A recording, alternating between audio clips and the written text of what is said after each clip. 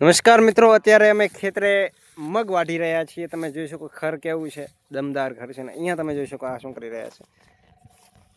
આ તમને લાગે આ ખર છે, ખરમાં શું આ કરે, પણ આ ખરમાં તમે આ ઝૂમ કરી તમને ખબર પડશે કે અહીંયા છે મધનો પૂળો। એટલે મધના પૂરામાંથી મધ જે ચાખી ગયા છે ભાઈ, મીઠી લાગી છે એટલે એમાંથી હવે થોડીક મધ લેવાની કોશિશ કરે છે। આ તમે જુઓ આ મધ આવી કે નહીં,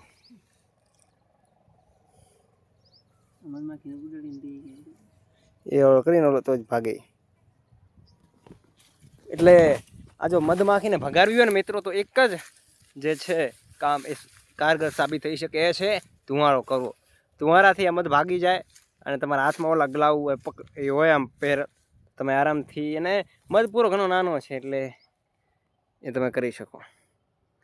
આ મિત્રો નજારો છે સવારના 9 વાગવા આવ્યા છે, હજી 9 વાગ્યા નથી, 10 મિનિટની વાર છે।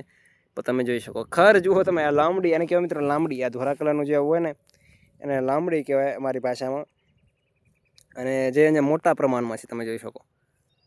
હવે આટલી બધી લાંબડી છે એટલે ભેગું થાય એવી સ્થિતિ લાગતી નથી। હા, પણ ઓલમોસ્ટ આ 12 એકરનું ખેતર છે એટલે ઓલમોસ્ટ આપણે તમે કહી લો ને કે મગ લેવાઈ ગયા છે।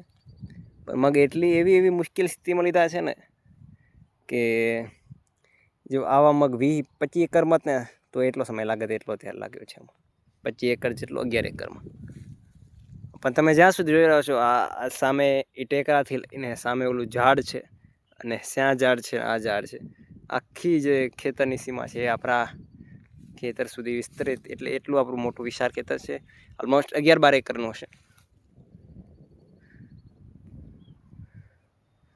તમે જો હજી આ મધની જે કાર્યકરી જે કામગીરી છે ચાલુ